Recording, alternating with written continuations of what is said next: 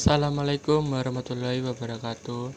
Saya Muhammad Bagus Panca yang akan menjelaskan materi akad-akad dalam muamalah.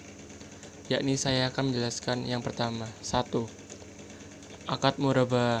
Akad murabahah jual beli ini menekankan mengenai harga jual dan keuntungan yang disepakati oleh para pihak, baik itu penjual atau pembeli. Nantinya produk akan diserahkan begitu akad jual beli diselesaikan. Untuk pihak pembeli bisa menunaikan kewajibannya secara cicilan atau membayar tunai. Selanjutnya yaitu yang kedua, akad salam.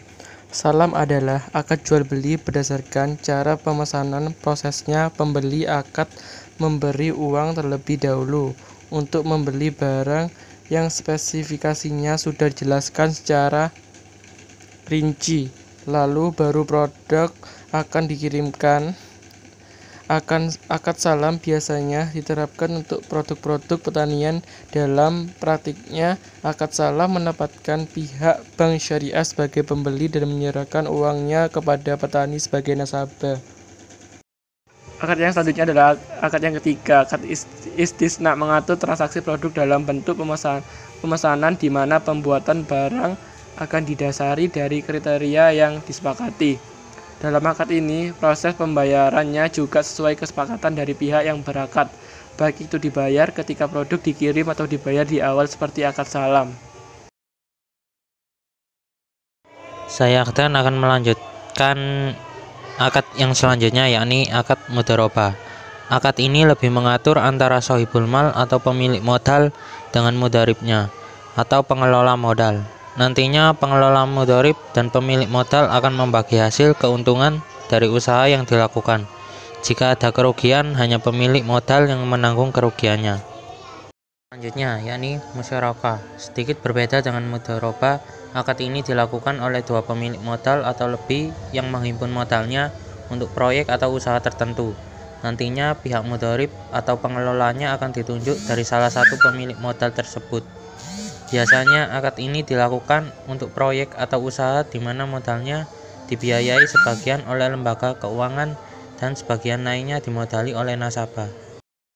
Selanjutnya yakni musyarakah mutanakiso. Akad jual beli barang ini mengatur dua pihak atau lebih yang berkongsi untuk suatu barang. Nantinya salah satu pihak akan membeli bagian dari kepemilikan barang pihak lainnya dengan cara mencicil atau bertahap. Akad ini biasa dilakukan jika ada proyek yang dibiayai oleh nasabah dan lembaga keuangan yang kemudian dibeli oleh pihak lainnya secara bertahap atau cicilan. Saya Dika akan membacakan akad-akad selanjutnya. Nomor 7, akad wadi'ah. Akad wadi'ah adalah akad di mana salah satu pihak akan menitipkan suatu produk untuk pihak kedua. Akad ini cukup sering dilakukan dalam perbankan syariah dalam produk rekening giro. Selanjutnya yakni akad yang ke-8, akad wakalah. Akad wakalah ini lebih mengatur untuk mengikat antara perwakilan satu pihak dengan pihak yang lain.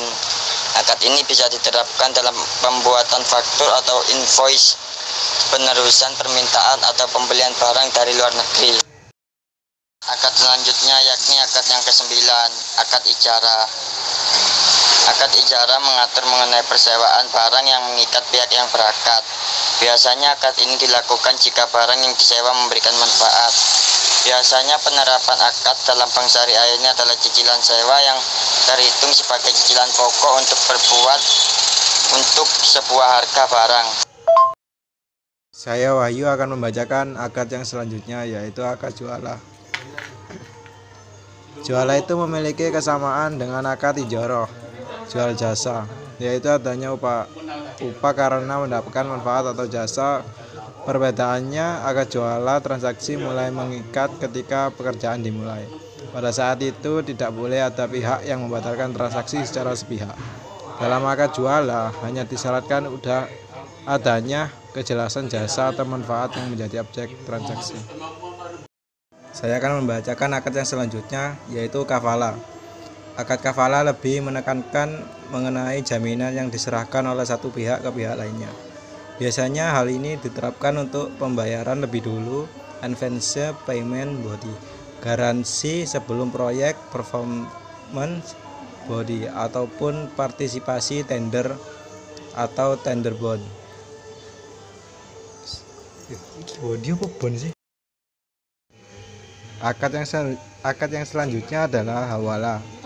Akad hawala mengatur mengenai pemindahan hutang maupun piutang dari pihak satu ke pihak lainnya. Biasanya akad ini dilakukan oleh bank syariah kepada nasabah yang ingin menjual produknya kepada pembeli dalam bentuk giro mundur atau biasanya disebut post date check. Tentunya akad ini harus dilakukan sesuai dengan prosedur syariah.